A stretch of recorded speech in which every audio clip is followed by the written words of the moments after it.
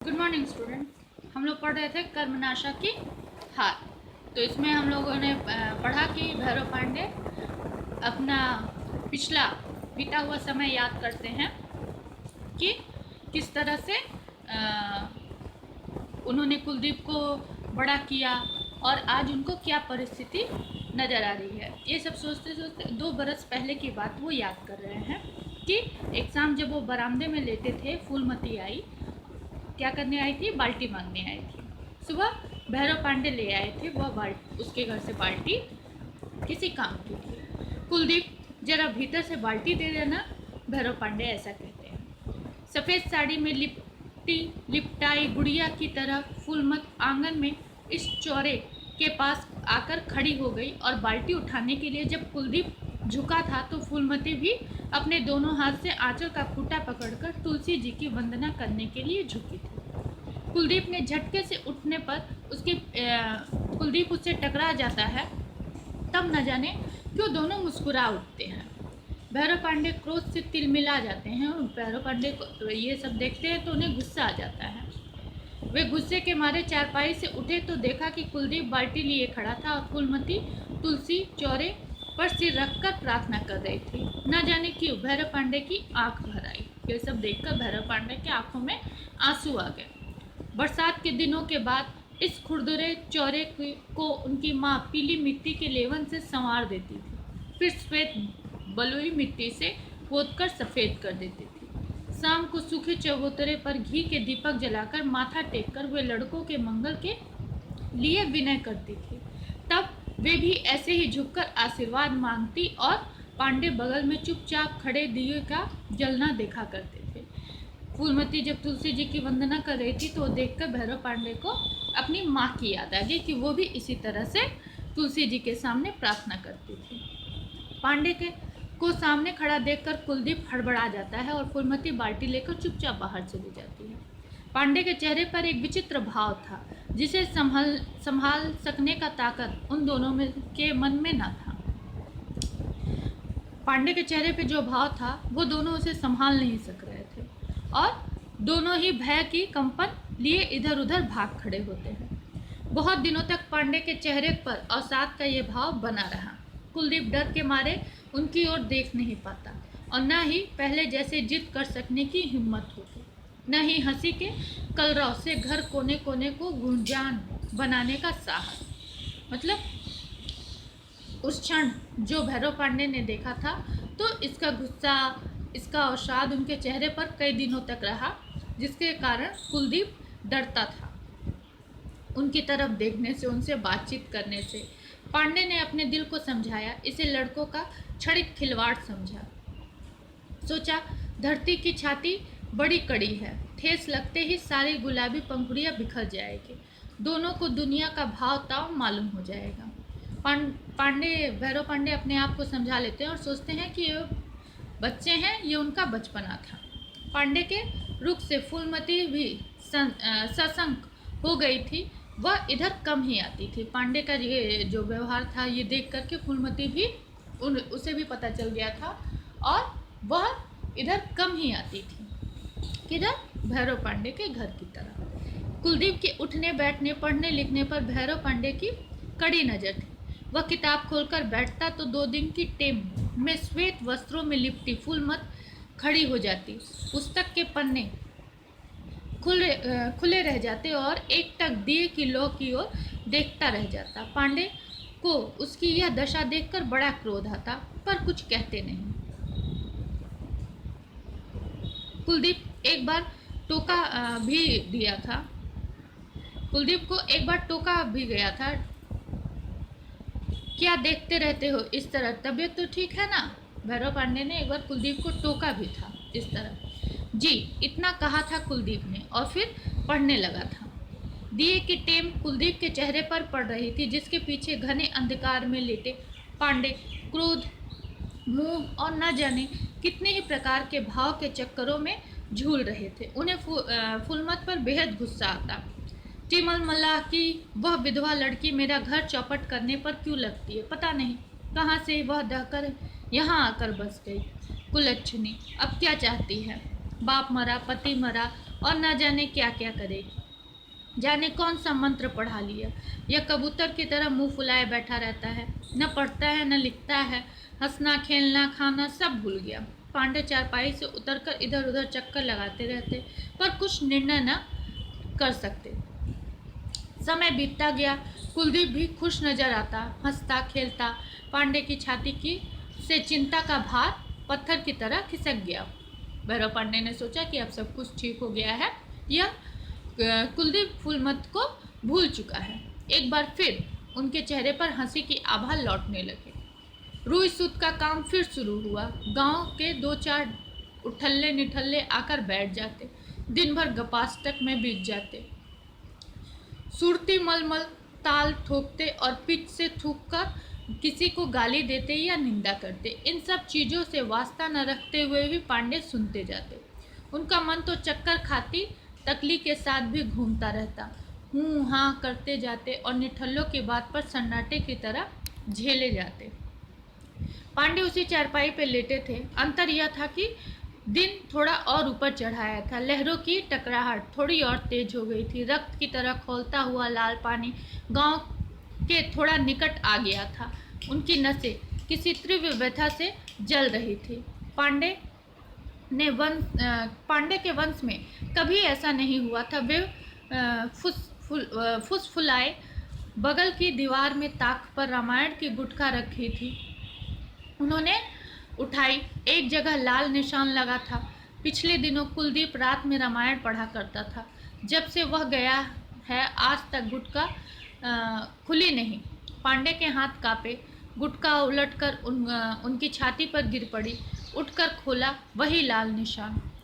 कह सीता भा विधि प्रतिकूला, मिलई न पावक मिटई न सूला, सुनहु विनय मम विपट अशोका, सत्य नाम करु हरु मम शोका। पांडे की आंख भर आई जब उन्होंने इन पंक्तियों को पढ़ा। झरझर आंसू गिरने लगे। हिचकी लेकर वे टूट पड़े। यह चुड़ैल मेरा घर खा गई, शब्द फूटे, किंतु भीतर घुमड़ कर रह गई। गाली देने से क्या होता है, अब इतना तक रहता तो कोई बात भी थी। आज उसे बच्चा हुआ है, कहीं कह दे कि यह लड़का कुलदीप का है। नहीं नहीं, ऐसा नहीं हो सकता। पांडे बड़बड़ाए। उन्होंने अपने बालों को मुट्ठियों से कसकर खींचा, जैसे उनकी जड़ में पीड़ा जम गई है। खींचने से थोड़ी राहत मिलेगी। वे उठना चाहते थे किंतु उठ न सके। आंखों के सामने चिंगारियां टूटने लगी। उन्हें आज मालूम हुआ कि वे इतना कमज़ोर हो गए हैं। कुलदीप के जाने के बाद से आज तक उनका जीवन अव्यवस्था की एक कहानी बनकर रह गया है। 4-5 महीने से कुलदीप भागा है। पिछले कई दिनों तक वे जरूर बहुत बेचैन थे, किंतु समय ने दुख को भुलाने में मदद की। आज फिर कुलदीप उनकी आंखों के सामने आकर खड़ा हो गया। बीती घटनाएं एक एक करके आंखों के सामने नाचने लगी। फागुन का आरंभ था। मुखिया जी की लड़की की शादी थी। गांव भर में खुशी छाई रहती है, जैसे सबके घर शादी होने वाली है। गांव में जब शादी होती है कि एक के घर सभी लोग इतना उसमें हिल मिल जाते हैं, जैसे लगता है कि किसी एक के नहीं, सबके घर शादी है। शादी के दिन तो गांव वालों में बनने संवरने की होड़ लग गई। सब लोग पट्टी कटा रहे थे। शौकीनों की पट्टी 4-4 उंगली चौड़ी छुरे से बनी थी। कुएं की जगत पर दोपहर के 2 घंटे पहले से भीड़ लगी थी और अब 2 बजने को आए। साबुन लग रहे थे। पैरों में जमी मैल सिकड़ी से रगड़ रगड़ कर छुड़ाई जा रही थी। बारात आई। द्वार पूजा की शोभा क्या कहना। बनारस की बाई नाचने आई थी। छैल छबीलों की भीड़ जमा हो रही थी। शाम को महफिलें जमी थी। मुखिया जी का दरवाज़ा आदमियों से खचाखच भरा था।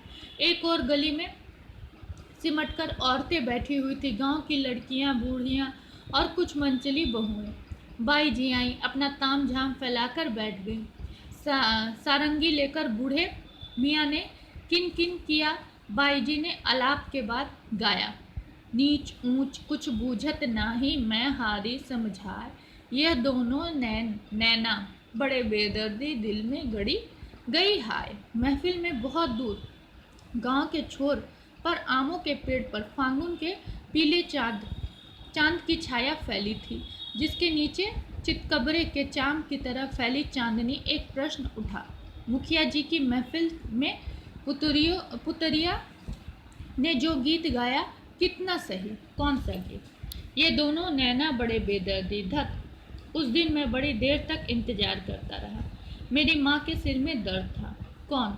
जोर की आवाज़ गूंज उठी। पास की गली में एक छाया खो गई। कौन? फिर आवाज़ आई। मैं हूँ कुलदीप। यहाँ क्या कर रहे हो? नदी की ओर चला गया था। इस समय पेट में दर्द था। क्रोध की हालत में भी भैरव पांडे मुस्कुरा उठे थे। झूठे? पेट में दर्द था कि आंख में? कुलदीप का सिर लज्जा से झुक गया था। उसे लगा जैसे एक क्षण का यह भयप्रद जीवन उसकी आत्मा पर सदा के लिए छा जाएगा। एक क्षण के लिए हुआ यह झूठ उसके सारे जीवन का झूठ साबित कर देगा। एक क्षण के लिए झुका यह माथा फिर कभी न उठ सकेगा। वह झूठ के इस पर्दे को फाड़ डालना चाहता था, किंतु कुलदीप भैरव पांडे ने आहिस्ता आहिस्ता कहा, तुम गलत रास्ते पर पांव रख रहे हो बेटा। तुमने कभी अपने बाप दादा की इज्जत के बारे में भी सोचा है? बड़े पुण्य के बाद इस घर में जन्म मिला है भाई। इसे कभी मत भूलना कि अच्छे घर में जन्म लेने से कोई बहुत बड़ा नहीं हो जाता, किंतु इस अवसर को गलत कहकर नीचे गिरने से बड़ा पाप और कोई नहीं। कुलदीप को लगा कि तीखे कांटों वाली कोई जीवित मछली उसके गले में फंस गई है। गर्दन को चीरते हुए यदि वह निकल जाए तो भी गनीमत, किंतु यह असहाय पीड़ा तो नहीं सही जाती। और न जाने क्यों वह हिचकियों से फूट फूट कर रो पड़ा। भाई के मन में पीड़ा की कल्पना भी उसके लिए कष्टकर थी, किंतु उसकी आत्मा अपने संपूर्ण भाव में जिस वस्तु को वर्ण्य समझती थी उसे वह एकदम ही व्यर्थ कैसे कह दिया। जिस छाया में न जाने क्यों उसे एक अजाने आनंद का अनुभव हुआ, उसे कालिक कह सकना उसके वश की बात नहीं थी, और उस क्षण के भार को उसकी आंखें संभाल न सकी। भैरव पांडे भी भाई से लिपट गए, उसकी पीठ सहला रहे थे और उसे बार बार चुप रहने को कह रहे थे। यदि कोई देख ले तो उसके मन में आया और वे कुलदीप को जल्दी जल्दी खींचते हुए एक और ले चले गए। आंसुओं में पश्चाताप उमड़ता है, वह दिल के कलौंज की मांझ डालता है। पांडे ने सोचा था कि कुलदीप अब ठीक रास्ते पर आ जाएगा, उनके वंश की मर्यादा अपमान के तराजू पर चढ़ने से बच जाएगी। भूखों रहकर भी पांडे ने इज्जत के जिस बिरवे को खून से सींचकर तरोताजा रखा है, उस पर किसी के व्यंग कुठार नहीं चलेंगे। किंतु एक महीना भी नहीं बीता कि कुलदीप फिर उसी रास्ते पर चल पड़ा। छोटे भाई के इस कार्य को छिपकर देखने के पापांगनी में भैरव पांडे अपनी आत्मा को जलते हुए देखते, किंतु वे विवश थे। चैत के दिनों में गर्मी से जली तपी कर्मनाशा किनारे के नीचे सिमट गई थी। नदी के पेट में दूर तक फैले हुए लाल बालू का मैदान, चांदनी की सीपियों के चमकते हुए टुकड़े, आसमान के ऊंचे अरार पर धन पलाश के पेड़ों की आरक पाते, बीच में घुघू चाहों और जल विहार करने वाले पक्षियों का स्वर, कगार से नदी तीर तक बने हुए छोटे बड़े पैरों के निशान की दो पंक्तियां, सिर्फ दो। उस पर तुम मुझे मझधार में लाकर छोड़ तो नहीं दोगे? घुटन और शंका में खोए हुए धीमे स्वर, श्यामा की चीरती दर्द भरी आवाज़, एक चुप्पी, फिर हकलाती आवाज़, मैं अपने प्राण दे सकता हूँ किंतु तुमको कभी नहीं। वाक्य अधूरा रह जाता है। चांदनी की छीनी पर सघन हो जाती है। सुनसान किनारे पर भटकी हवा के सनसनाहट में आवाज़ का अर्थ खो जाता है। फिर हल्के हाश की नर्म ध्वनि, फिर आक्रोश के बुलबुले, फिर उल्लास तरंग, कभी सिसकियों की सरसराहट। भैरव पांडे एक बार चांदनी के इस पवित्र आलोक में अपनी क्रूरता और निर्ममता पर विचार करने के लिए रुक गए। तो क्या आज तक का उनका सारा प्रयत्न निष्फल था? क्या वे असाध्य को संभव बनाने का प्रयत्न करते रहे? एक क्षण के लिए भैरव पांडे ने सोचा, काश फूलमती अपनी जाति की होती, कितना अच्छा होता, वो विधवा न होती। तुलसी चोरों की वंदना पांडे के मस्तिष्क में चंदन की सुगंध की तरह छा गई। उनके ऊपर चाल चलन, संकोच, उसका रूप, सब कुछ किसी को भी शोभा देने लायक था। एक क्षण के लिए उनकी आंखों के सामने सफ़ेद साड़ी में लिपटी फूलमती की पतली दुबली काया हाथ जोड़कर खड़ी हो गई, जैसे वह आंचल फैलाकर आशीर्वाद मांग रही है। भैरव पांडे विजड़ित खड़े रहे, विमूढ़, न हिले न डुले, चुपचाप वहीं खड़े रहे, सोचते रहे कि वह क्या करें। ठीक है, अब इसके बाद हम लोग नेक्स्ट क्लास में